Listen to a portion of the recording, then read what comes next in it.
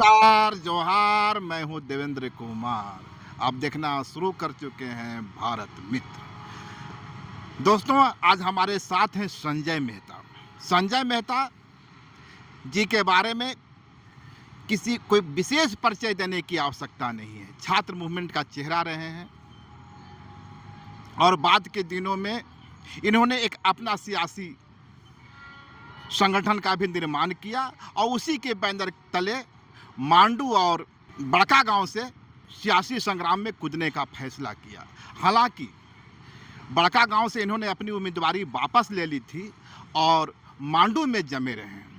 मज़ेदार बात यह रही कि इन दोनों ही सीटों पर इंडिया गठबंधन को हार का सामना करना पड़ा। यह एक कौतूहल का विषय हो सकता है कि यदि मांडू में संजय मेहता जमे रहते तो परिणाम क्या होता, और यह भी एक कौतूहल का सवाल है कि यदि बड़का गांव से संजय मेहता की वापसी हो जाती, संजय मेहता चुनावी अखाड़े में नहीं होते तो चुनावी परिणाम क्या होता। लेकिन इसके साथ यह भी सवाल है कि संजय मेहता जी का यह जो सियासी संग्राम में कूदने का फैसला था और उस संग्राम के दरमियान जिन्होंने ये जोर आजमाइश की, उसका अनुभव कैसा रहा। तो संजय जी, आपका बहुत बहुत शुक्रिया। भारत मित्र के तमाम दर्शकों का और देवेंद्र जी खारकर आपका भी। कैसा रहा इस सियासी संग्राम में कूदने का फैसला, उसका अनुभव। देखिए, राजनीतिक सफ़र में तो मैं आज से नहीं हूँ। 2019 से लेकर 2024 तक का सफ़र रहा है और शायद मुझे लगता है कि मैं झारखंड में इकलौता ऐसा प्रत्याशी रहा हूँ जो 30 साल की उम्र में 5 सालों के सफ़र में 3 इलेक्शन लड़ा हूँ। 19 का विधानसभा, 24 का लोकसभा और 24 का विधानसभा। तो चुनावी राजनीति का एक अनुभव तो मिला है। हाँ, ये एक दिगर बात है कि 2019 में जब चुनाव लड़ा परिस्थितियाँ उस तरीके की नहीं थी, 12-14 दिनों में लड़ना पड़ा था। 24 का लोकसभा का चुनाव जब लड़ा तो उस वक्त हम लोग 2021 से ही तैयारी कर रहे थे, 2024 में लड़े। फिर तुरंत विधानसभा की घोषणा हुई, कुछ परिस्थितियाँ हुई मेरे साथ और फिर मुझे चुनाव लड़ना पड़ा।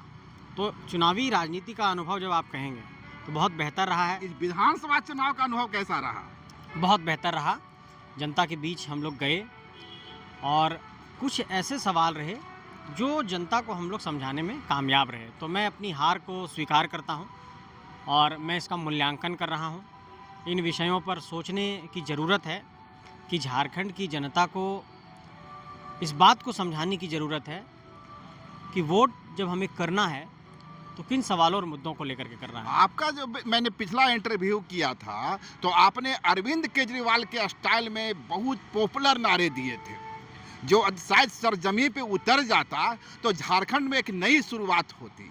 क्या उन नारों को, मैं बात कर रहा हूँ पिंक बस की, मैं बात कर रहा हूँ हेल्थ स्ट्रक्चर की, मैं बात कर रहा हूँ इंडस्ट्रियलाइजेशन की, मैं बात कर रहा हूँ रोजगार की, जो आपके चुनावी मुद्दे थे, तो क्या माना जाए कि जिन चुनावी मुद्दों के साथ आपने एंट्री की थी, जिसे को लेकर आपने मतदाताओं को रिझाने की कोशिश की थी, विश्वास में दिलाने का प्रयास किया था, मतदाता उसे स्वीकार नहीं कर सके। नहीं, हम उसको जनता तक पहुंचाने में कामयाब नहीं हो पाए। कारण इसके लिए ये रहा कि चुनाव में कम वक्त था। कम वक्त। इस बार जब चुनाव का नोटिफिकेशन हुआ उसके 4 दिन बाद से नामांकन शुरू था।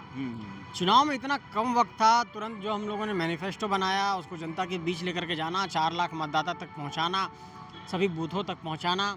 संसाधनों की कमी थी, प्रचार प्रसार का तंत्र नहीं था, बहुत ज़्यादा धनबल की ताकत नहीं थी, बहुत ज़्यादा प्रचार प्रसार का माध्यम नहीं था, पूंजी और पैसे की कमी थी और पैसे और पूंजी की पूरी राजनीति केंद्रित हो गई है। तमाम तरह के लोग दारू, शराब, मुर्गा और धनबल की ताकत से हम लोग कमज़ोर पड़े हैं। तो चूँकि हम लोग विचारों की राजनीति करते हैं, देखिए हम लोगों के लिए संघर्ष, मैं आपको पहले ही बताया था, हम लोगों के लिए संघर्ष बड़ा है। किसी राजनीतिक परिवार से हम लोग नहीं हैं, संघर्ष कर रहे हैं सड़कों पर। तो ये साहस का मुझे लगता है कि जनता को सम्मान करना चाहिए और लोगों को ये समझना चाहिए कि साधारण घर से निकले हुए लड़के 5 सालों से 7 सालों से झारखंड के अंदर लगातार हम लोग संघर्ष कर रहे हैं, तमाम विषयों पर बात कर रहे हैं। अभी भी जब CGL का रिजल्ट आया, आज भी जब यहाँ के स्टूडेंट्स को आवाज़ उठाने की बारी आ रही है तो हम लोगों तक लोग पहुँच रहे हैं कि भैया आप लोग इसकी आवाज़ उठाइए। तो हम लोग तो हर मुद्दों पर मुखर हैं। और CGL परीक्षा पर तो हम आवेंगे, जरूर आवेंगे, क्योंकि वो आपका प्रिय विषय रहा है, स्टूडेंट मूवमेंट, आप उसी की उपज भी हैं। कई साथी मेरे सवाल करते हैं कि आखिर इन्होंने बड़कागांव से उम्मीदवारी वापस क्यों लिया। जी।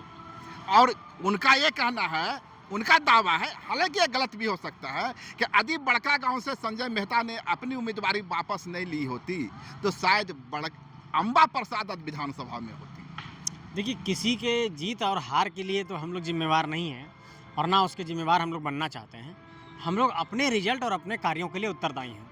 जहाँ तक बड़कागांव के परिणाम की बात है तो वो जनता ने जो अपना फैसला सुनाया है उसको लोगों को स्वीकार करना चाहिए। दूसरी बात कि हमने वहाँ से नामांकन वापस क्यों लिया। चुनाव प्रक्रिया में जब मैं गया, नॉमिनेशन किया, तो उसके बाद इस तरीके की परिस्थितियाँ बनी कि जो हमारे संगठन के लोग थे उन लोगों ने कहा कि जब लोकसभा चुनाव के दौरान जिन सीटों पर बेहतर रिस्पांस था तो हम लोगों ने मूल्यांकन किया कि कहाँ था, तो रामगढ़ और मांडू से अच्छे वोटिंग्स मुझे प्राप्त हुए थे। तो हमारे टीम के साथियों ने ये निर्णय सुनाया कि आप बड़कागांव से ना लड़ करके, क्योंकि वहाँ लगभग 33-34 हज़ार वोट ही मिले थे, आप मांडू से लड़िए तो ये ज़्यादा बेनिफिशियल होगा। तो अंततः एक जगह से हमने नाम वापस ले लिया, क्योंकि 2 जगह से चुनाव लड़ना एक साधारण घर से निकले हुए लड़के के लिए बहुत मुश्किल था। मजेदार बात यह है कि जो लोग कहते हैं कि यदि संजय मेहता बड़कागांव से चुनाव लड़ते तो अंबा प्रसाद विधानसभा पहुंच जाती, वही लोग दावा करते हैं कि यदि संजय मेहता मांडू से चुनाव नहीं लड़ते तो जेपी पटेल की हार नहीं होती। तो एक तिलिस्म क्या है? अब देखिए, मेरे लड़ने से कोई जीत जा रहा है, कोई हार जा रहा है, ये मुझे नहीं मालूम। ये तो जनता हराती और जिताती है। नहीं, यही तो जयराम के साथ भी हुआ है। भले ही एक सीट पर चुनाव जीते हो, कि लंबे सीट, कम से 35 सीटों पर उन्होंने इंडिया गठबंधन या भाजपा को शिकस्त, मैंने उलटफेर करने में कम। देखिए, एक बात समझिए, आपके साथ मांडू में देखिए, इसको ऐसे समझिए, कोई भी अगर ये दावा करता है कि ये वोट बैंक हमारा है, मैं इस बात को सिरे से खारिज करता हूँ। आप जनता के बीच जाते हैं, जनता को अपने मुद्दे समझाते हैं, अपनी बातों को समझाते हैं। हाँ, ये बात एक कटु सत्य है कि जातीय आधार पर, धार्मिक आधार पर वोटों का ध्रुवीकरण होता है, और ये हुआ है इस इलेक्शन में भी। तो इसका तो असर होता है कहीं ना कहीं, मैं इस बात को स्वीकार करता हूँ। लेकिन फिर मैं ये बात कर, जो जनता के बीच जाएंगे तो कोई कुछ ना कुछ तो वोट हासिल करेगा। तो अब किसको लाभ हुआ, किसको नुकसान हुआ, इसको ना देखते हुए ये देखा जाए कि जनता ने किसकी बात को कितना स्वीकार किया, किसके बात को किस तरीके से लिया। लेकिन हाँ, देखिए, एक बात और भी समझने की ज़रूरत है। मैं इसमें ये मानता हूँ कि अगर 4 लाख मतदाता को आपको एक इन्फॉर्मेशन फ्लो कर रहे हैं और इन्फॉर्मेशन फ्लो कर रहे हैं और आपको एक अच्छी बात कहना चाह रहे हैं, उस इन्फॉर्मेशन को आप उस तरीके से नहीं दे पा रहे हो, या जनता उतना तार्किक होकर के नहीं सोच पा रही, तो क्या होता है कि गलत निर्णय भी हो जाता है। तो मुझे ऐसा लगता है कि झारखंड की जनता को झारखंड के मूल विषयों पर उनकी राजनीतिक चेतना को और जागृत करने की ज़रूरत है। क्योंकि वोटिंग का पैटर्न जब आप देखेंगे, संथाल से लेकर उत्तरी छोटा नागपुर तक, पलामू से लेकर कोल्हान तक, तो आपको ये दिखाई पड़ेगा कि कहीं ना कहीं जातीय आधार पर वोटिंग का पैटर्न शिफ्ट हुआ है। और इस बार कुछ ज़्यादा था।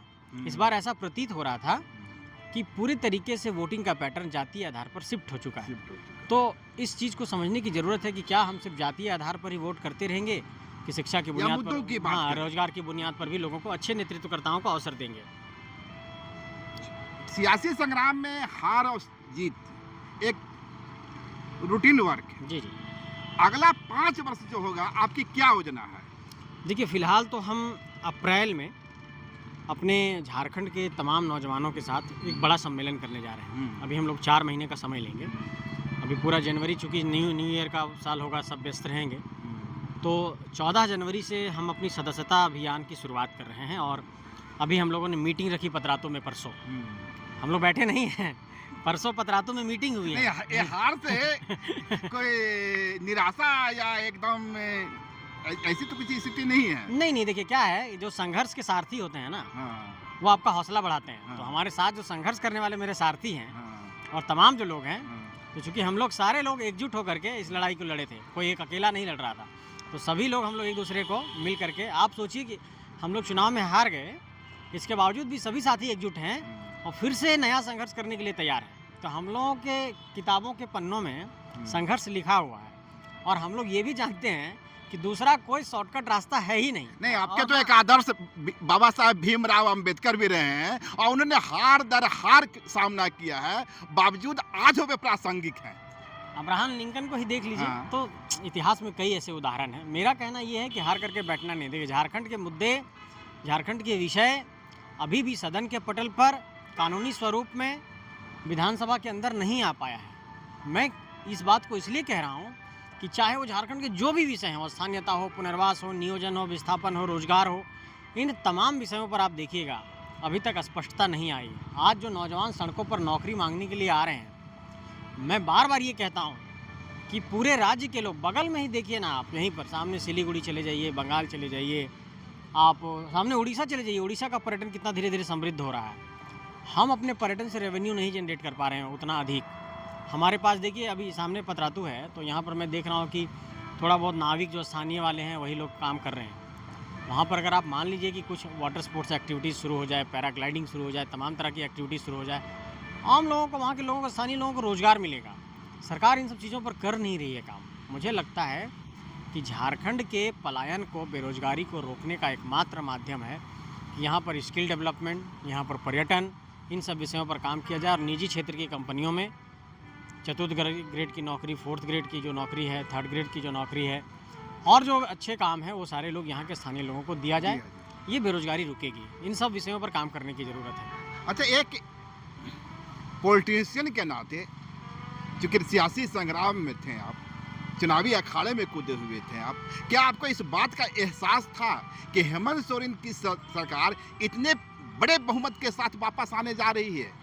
देखिए, मैं जो इस बात को समझता हूँ, मैंने मूल्यांकन किया कि इसमें एक योगदान समझ लीजिए कि अगर सरकार बन गई तो हम नौजवानों के, छात्र के आंदोलन के साथ साथ जो झारखंडी मुद्दे थे, मैं इसको इस रूप में देखता हूँ। अगर आप मुझे देखेंगे कि विश्लेषण कैसे करना चाहिए इसका, इंडिया अलायंस की जो जीत है, उसमें जीत का कारण ये रहा कि जो झारखंड के मूल विषय थे, उन विषयों पर हम लोग लगातार 3 साल से बात कर रहे थे।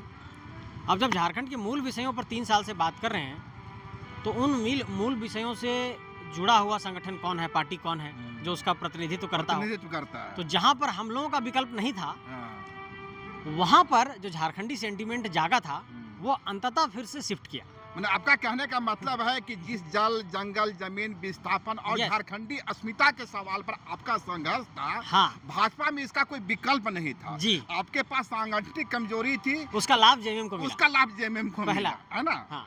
दूसरा कि जो आपके एनडीए वाले थे, उन्होंने ये गलती की।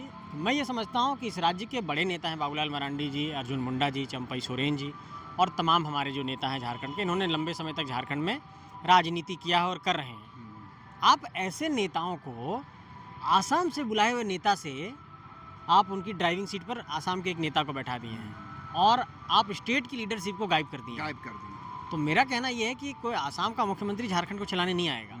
आप ठीक है अपने प्रभारी को भेजिए, मुझे टिप्पणी नहीं करनी चाहिए, लेकिन मैं बता रहा हूँ कि ये सब गलतियाँ कुछ हुई हैं। तो ठीक है, मुझे ऐसा लगता है कि झारखंडी अस्मिता, स्वाभिमान के जो विषय थे, उन विषयों पर हम लोग एक बेहतर विकल्प नहीं दे पाए। उसका लाभ इंडिया अलायंस को मिला और वो प्रचंड बहुमत से जीत गई। तमाम सियासी संग्राम के बाद यह तो एक सच है कि हेमंत सोरेन की वापसी हो चुकी है, सरकार बन चुकी है, मजबूत सरकार बन चुकी है। इस सरकार को आप क्या संदेश देना चाहेंगे, एक झारखंडी युवा होने के नाते? नहीं, मैं तो पहला संदेश ये दूंगा कि आप डोमिसाइल की पॉलिसी को डिफाइन कर दीजिए। ठीक है, इसको 9 शेड्यूल में डालना है, डाल दीजिए। दूसरा, यहाँ के आदिवासी सरना धर्म कोड मांग रहे हैं, उनको सरना धर्म कोड दिलाने के लिए आप प्रयास करिए, सेंट्रल गवर्नमेंट पे आप दबाव बनाइए। तीसरा कि आपने कहा था कि हम यहाँ पर विस्थापन आयोग बनाएंगे, विस्थापन आयोग बनाइए, पुनर्वास लोगों को दीजिए, रोजगार यहाँ पर दीजिए, यहाँ की नियोजन नीति बने। 2,88,000 पद खाली है, उन पदों पर नियुक्तियाँ शुरू करिए, सभी नियुक्ति पारदर्शी तरीके से हो, एग्जामिनेशन कैलेंडर जारी करिए, समय पर परीक्षा हो, समय पर परिणाम हो, समय पर नियुक्ति हो। इन सब सारी चीज़ों को करते हुए और पर्यटन के विषय पर काम करिए, झारखंड में कौशल विकास पर काम करिए, और झारखंड का जो पलायन है उसको रोकिए। और बाहर के जो प्रवासी मजदूर हैं, जो झारखंड के प्रवासी मजदूर अपने परिवारों के साथ बाहर अलग राज्यों में रह रहे हैं, उनके भी परिवारों को आप मैया सम्मान का लाभ दीजिए। कई लोग हम लोगों से शिकायत कर रहे हैं कि हम तो दिल्ली में हैं परिवार के साथ, तो गांव में मैया सम्मान का लाभ नहीं मिल रहा है। तो हमने पूछा कि राशन कार्ड है कि नहीं, तो कहा राशन कार्ड तो है गांव पर। तो हम बोले आइए फिर यहाँ प्रोसेस करवाइए, हो जाएगा। कि नहीं, हमारे मुखिया जी लोग कह रहे हैं कि नहीं होगा आपका। तो हम बोले नहीं, अगर नियम और सब चीज़ पेपर सही रहेगा तो आप लोगों का हो जाएगा। तो अगर ऐसी कोई समस्या आ रही किसी को तो मैया सम्मान का लाभ मिले, लेकिन मैया सम्मान का अस्थाई समाधान भी निकालना चाहिए। ये तात्कालिक ठीक है, अब सरकार पर काफ़ी वित्तीय बोझ बढ़ा है और सरकार ने वादा किया तो उसको पूरा भी करना पड़ेगा, पूरा भी करना पड़ेगा। लेकिन मुझे ये कहना है कि जो फ्रीवीज है, जो मुफ्त में हम लोग चीज़ें देते हैं, ठीक है, इस देश में जन वितरण प्रणाली की व्यवस्था बहुत लंबे समय से है, लेकिन लोक कल्याणकारी राज्य में इसकी ज़रूरत भी है। तो फिर भी मैं इस बात को जोड़ना चाहता हूँ कि सरकारों को इस पहलू पर ध्यान केंद्रित करने की जरूरत है। जनरेशन प्रोग्राम, हाँ, अस्थाई समाधान कैसे निकले, अस्थाई समाधान कैसे निकले। एक चीज़ ये बताइए, आपने मैया सम्मान योजना की बात, ईमानदारी से इस सवाल का जवाब दीजिएगा, या क्योंकि अब तो चुनाव बीत चुका है। जी जी जी जी। महागठबंधन की इस जीत में हेमंत सोरेन की गिरफ्तारी का कितना हिस्सा है, कितना अहम योगदान? क्या हेमंत सोरेन की गिरफ्तारी से आदिवासी मूलवासी समुदाय के बीच एक आक्रोश था और उसकी परिणति देखने को मिली? क्या मैया सम्मान योजना के कारण जेएमएम की सारी असफलताएं छिप गई? और क्या इसके साथ ही कल्पना सोरेन जो एंट्री हुई और जब पूरे राज्य में एक तरह से कल्पना का चेहरा दिखने लगा, क्या इसका भी योगदान है? मैं आपके तीनों सवालों का जवाब देता हूँ। पहला तो गिरफ्तारी पर आप बात कर रहे हैं। हाँ। देखिए, ये बात तो पूरे देश में मैसेज चला गया है कि भारतीय जनता पार्टी जो इस देश की न्यूट्रल बॉडीज़ हैं, ऑटोनमस बॉडीज़ हैं, उसका गलत इस्तेमाल करती है। चाहे वो इनकम टैक्स डिपार्टमेंट हो, चाहे वो ईडी हो, चाहे वो सीबीआई हो, और तमाम तरह की चीज़ों में आपने देखा होगा कि इसका वो गलत इस्तेमाल करते आ रहे हैं। हेमंत सोरेन के मामले में हाईकोर्ट ने भी क्लीन चिट दे दिया कि इस पर मामला बन ही नहीं रहा। तो मेरा कहना ये है कि जब उन्होंने इस तरीके से हेमंत सोरेन जी को जेल में डाला तो जो झारखंड के आदिवासी मूलवासी हैं उनके बीच ये संदेश गया कि भारतीय जनता पार्टी भाजपा विरोधी पार्टी है और एक संथाल आदिवासी नेता को, दिसोम गुरु के बेटे को, वो परेशान कर रही है। और इस नैरेटिव को गढ़ने में हेमंत सोरेन की टीम और जेएमएम की टीम भी कामयाब रही। तो इसका एक लाभ मिला कि एक सिंपैथी कन्वर्ट हुआ, जो भी इधर उधर वोटों का बिखराव था वो सब एक तरीके से जेएमएम की तरफ आ गया। दूसरा, आपने कहा कल्पना सोरेन को लेकर के, निश्चित तौर पर कल्पना सोरेन की जब एंट्री हुई, वो अच्छा बोलती हैं, स्वीकार करना चाहिए, एक अच्छा नेतृत्व कौशल है। कभी ये नहीं लगा कि चंद दिनों पहले राजनीति में आई है, एक मंझी हुई राजनीतिक तौर पर वो मैदान में दिखाई दी कि एक अच्छी पॉलिटिशियन है। अच्छे से उन्होंने सभाओं को संबोधित किया, जनता के बीच गई, महिलाओं के बीच गई, इसका एक लाभ मिला। तीसरा, आपने कहा मैया सम्मान का, 69 सीटों पर वोटों का प्रतिशत महिलाओं का अधिक है पुरुषों से। झारखंड में 81 सीट है। आप सोच लिए कि 69 सीटों पर जब महिलाएं अधिक वोट कर रही हैं, इसका मतलब कि कहीं ना कहीं मैया सम्मान का लाभ भी इसको मिला। मैया सम्मान को लेकर गांव घर में ये मैसेज था कि अगर इस छाप को वोट नहीं देंगे तो पैसवा जे आ रहा लाओ से बंद हो जाएगा। तो गांव घर के लिए 2-2.5 हज़ार रुपया बहुत महत्व रखता है, 1,000 रुपया बहुत महत्व रखता है। तो इसका लाभ तो जरूर मिला है, इस बात को मैं स्वीकार करता हूँ। भाजपा के जो यहाँ रणनीतिकार हैं, जी जी, जिन्होंने पूरी लड़ाई को झारखंड में हेमंत बनाम हेमंता बनाने की कोशिश की, और आपको याद होगा आपके साथ पहले की बातचीत में मैंने कहा था कि मुझे लगता है कि जेएमएम चाहती है कि पूरा जो संग्राम है, पूरी जो लड़ाई है, हेमंत बनाम हेमंता हो जाए, और भाजपा इसी ट्रैप में फंस रही है। तो भाजपा के रणनीतिकारों को कुछ संदेश देना चाहेंगे क्या? देखिए, ये लड़ाई यहीं से, जब अगर उन्होंने ऐसा कुछ लड़ाई बनाने की कोशिश की तो समझ लीजिए कि वहीं पर वो लड़ाई को हार गए। ये राज्य हेमंत बनाम हेमंता की लड़ाई को स्वीकार नहीं करेगा ना, वो कभी भी हेमंत सोरेन इसमें लीड ले लेंगे। इसलिए लीड ले लेंगे क्योंकि हेमंता को लोग यहाँ क्यों एक्सेप्ट करेंगे? वो आसाम के रहने वाले हैं, आसाम के मुख्यमंत्री हो सकते हैं, उनके प्रति सम्मान हो सकता है, वो पार्टी के प्रभारी पदाधिकारी तमाम तरह की गतिविधियों के लिए झारखंड आ सकते हैं। लेकिन वो झारखंड के आदिवासी मूलवासी भाजपाई नेताओं को हाँकने लगे तो स्वाभिमान पर चोट है। ये झारखंड के लोग समझ गए कि बाबूलाल यहाँ के नेता रहे, मुख्यमंत्री रहे, अर्जुन मुंडा यहाँ के मुख्यमंत्री रहे, चंपई सोरेन जी यहाँ के मुख्यमंत्री रहे, और उनको हाँक रहा है एक आसाम का मुख्यमंत्री।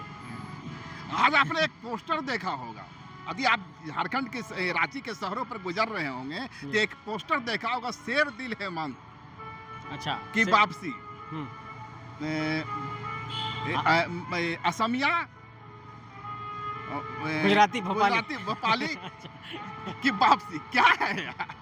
देखिए, इसमें मुझे ऐसा लगता है, देखिए राज्य के अंदर कोई आए, अतिथि बनकर उनका स्वागत है। मेरा कहना यह है कि ये झारखंडी मूल विषयों पर चलना चाहिए। संविधान का सम्मान है, इस देश में कहीं भी लोग जा सकते हैं, रोजगार कर सकते हैं, खा पी सकते हैं, निवास कर सकते हैं, सब ठीक है, मान लिया। लेकिन हर राज्यों की अपनी भौगोलिक, सामाजिक, राजनीतिक, सांस्कृतिक स्थितियाँ, परिस्थितियाँ हैं, उसकी विशिष्टता है, उसकी मौलिकता है। हर राज्य की अपना एक सीमा है, उसकी अपनी क्षमता है, उसकी संस्कृति है, बोली है, भाषा है। झारखंड की मौलिकता को जीवंत रहने दीजिए ना। हम लोग अखड़ा में नाचते हैं, हम लोग सरहोल मनाते हैं, कर्मा मनाते हैं, हम लोग टुसू मनाते हैं। तो झारखंड की मौलिकता को जिंदा रखने के लिए ज़रूरी इस बात की है कि यहाँ के जो लीडर्स हैं, जो यहाँ की भावनाओं को समझते हैं, उनको फ्रंट लाइन में रखिए। आसाम का व्यक्ति ये नहीं समझ पाएगा कि अखड़ा में हम लोग कैसे नाचते हैं। आसाम का व्यक्ति ये नहीं समझ पाएगा कि हम टुसू कैसे मनाते हैं। ये आक्रोश नहीं है, लेकिन मैं ये कहना चाहता हूँ कि इस बात को समझिए। इस राज्य के सेंटिमेंट को समझने की ज़रूरत है, इस राज्य के सोच को समझने की ज़रूरत है। आज वोटिंग पैटर्न को देखिए, साफ परिलक्षित हो रहा है कि झारखंडी सेंटिमेंट पर वोट हुआ है, और उसी में कांग्रेस की भी नैया पार हो गई। एक चीज इवन आरजेडी की भी नैया पार हो गई। आरजेडी की भी नैया पार हो गई। हेमंत सरकार के जो मंत्रिमंडल बना है, इस मंत्रिमंडल को किस रूप में देखते हैं? क्या सामाजिक न्याय का एक संपूर्ण चेहरा है?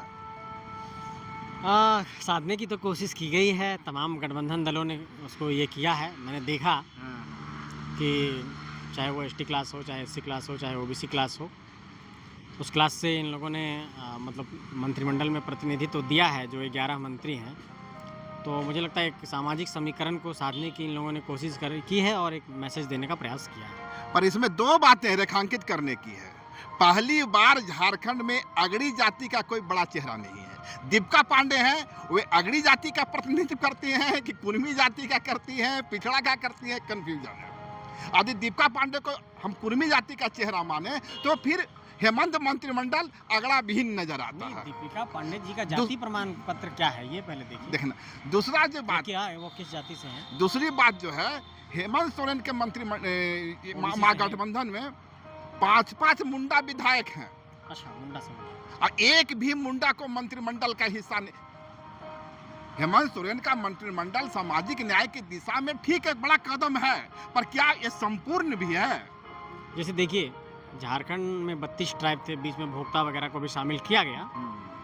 मेरा कहना ये है कि अगर अनुसूचित जनजाति, अगर आदिवासी वर्ग से अगर मंत्रिमंडल में स्थान मिला है, चूँकि मंत्रिमंडल सीमित है, संख्या 12 लोग ही बन सकते हैं। 12वां मंत्री तो झारखंड में बनता नहीं है, 11 मिनिस्टर बनते हैं, एक सीएम रहते हैं। तो अगर 32 ट्राइब में अब सब कहने लगेंगे कि हमारा प्रतिनिधि नहीं है, ये मुश्किल भी नहीं है। लेकिन हाँ, मैं इस बात को रेखांकित करना चाहता हूँ, जोड़ना चाहता हूँ कि चाहे वो जयपाल सिंह मुंडा हो, रामदयाल मुंडा हो, बिरसा मुंडा हो, जयपाल सिंह मुंडा हो, और अर्जुन मुंडा भी सीएम बने झारखंड में, तो मुंडा समुदाय का झारखंड के संघर्ष में एक बहुत बड़ा योगदान है और बड़ी संख्या है झारखंड में उनकी। और आप कह रहे हैं कि 5 विधायक निर्वाचित होकर के भी आए हैं, तो अगर अभी मौका नहीं दिए हैं तो भविष्य में आने वाले समय में रोटेशन पॉलिसी अगर कुछ लागू हो तो उनको मौका जरूर दे दीजिए। मौका देना चाहिए। अब आते हैं आपका जो छात्रों का सवाल है। सीजीएल वगैरह का लिस्ट जारी कर दिया गया, इसके बाद छात्रों में काफी नाराजगी भी देखी जा रही है। ये छात्रों की नाराजगी है या राजनेताओं की नाराजगी है? क्या मामला है? देखिए, छात्रों की नाराजगी इस बात को लेकर के है कि वो लगातार अनियमितता की शिकायत कर रहे थे कि परीक्षा लेने में अनियमितता हुई है, प्रश्न पत्र लीक हुआ है, तो इसलिए रिजल्ट नहीं जारी किया जाए, मामला कोर्ट में भी लंबित है। तो मुझे ऐसा लगता है कि अगर इस विषय को लेकर के कुछ महत्वपूर्ण साक्ष्य हैं और ऐसी कोई बात सामने आती है कि परीक्षा में धांधली हुई है, कुछ सेटिंग गेटिंग हुआ है, सीटें बेची गई हैं, या फिर प्रश्न पत्र लीक हुआ है, कुछ भी हुआ है, तो इसकी निष्पक्षता के साथ जांच होनी चाहिए। इसलिए जांच होनी चाहिए कि जो मेधावी छात्र हैं वो कहीं ना कहीं चूक जाते हैं। अभी जेपीएससी वाले मामले में आपने देखा होगा, अखबारों में छपा था कि कौन किसको लाभ पहुंचाया है। कई बड़े नेताओं का नाम आया, कई बड़े पदाधिकारियों का नाम आया कि उनके भतीजे हैं, उनके बेटे हैं, उनके रिश्तेदार हैं, उनका भाई है। इस तरह की चीज़ें सामने आई। तो इस तरह की चीज़ें जब सामने आ रही हैं और इतिहास झारखंड का रहा है इस तरह की चीज़ों का, तो एक बार इस विषय का सही से मूल्यांकन करना चाहिए और उसके बाद ही एक फेयर रिजल्ट देना चाहिए। छात्रों के लिए किसी स्पेशल पॉलिसी का भी परिकल्पना करते हैं क्या? राज्य सरकार एक ऐसी नीति का निर्माण करे कि छात्रों की जो तमाम पेचीदगियां हैं, उनकी नाराजगी, वो एक साथ समाधान हो जाए। हाँ, एक तो पेपर लीक के लिए सरकार ने कोई विधेयक लाया था शायद, जो हाँ। जहाँ तक मुझे याद है सदन में आया बहुत कड़ा विधेयक था। था। बहुत कड़ा विधेयक था, लेकिन विधेयक विधेयक ही रह जाता है। हाँ। वही बात है। मेरा कहना है कि सरकार को अगर कुछ करना है तो सबसे पहले जो एजेंसीज को वो एग्जामिनेशन का जिम्मा देते हैं, ये एजेंसी वाले बड़े बदमाश और सातिर हैं। इसमें कुछ आईएएस लोग मिल करके खेल करते हैं। जैसे आपकी कंपनी अगर ब्लैक लिस्टेड हो गई तो आप अपने मामा और अपने चाचा के नाम से एक और कंपनी बना कर रखे हैं, उसी कंपनी से फिर टेंडर डाल देते हैं और फिर पिछले दरवाजे से हैंडल आप ही करते हैं। तो आप जिस कंपनी को ब्लैक लिस्ट करते हैं, जो खिलाड़ी लोग होते हैं, जो बड़े माफिया लोग होते हैं, वही लोग फिर से पिछले दरवाजे से आपका टेंडर हासिल कर लेते हैं और फिर से वही काम करते हैं। तो सबसे पहले तो आप इसमें ट्रांसपेरेंसी रखिए कि जिस एजेंसी को एग्जामिनेशन का जिम्मा दे रहे हैं वो एक विश्वसनीय एजेंसी हो, जैसे टाटा कंसल्टेंसी सर्विसेज है, टीसीएस वगैरह है। इन सारे कंपनियों का आप रिकमेंड कर सकते हैं उनको। दूसरा कि कैलेंडर जारी करिए, कब परीक्षा होगी, कब परिणाम आएगा, कब नियुक्तियां होगी, कब इंटरव्यू होगा, कब पीटी होगा, कब मेंस होगा, इन सारे विषयों पर आपको बात करनी होगी। तो अगर छात्रों को लेकर के सरकार को कुछ करना है तो कैलेंडर जारी करके पारदर्शी परीक्षा व्यवस्था, पारदर्शी प्रश्न पत्र व्यवस्था, पारदर्शी रिजल्ट और पारदर्शी नियुक्ति करें, इसी में सब कुछ हो जाएगा। बहुत शुक्रिया, आपने समय दिया। धन्यवाद, नमस्कार। शुक्रिया, नमस्कार, जोहार।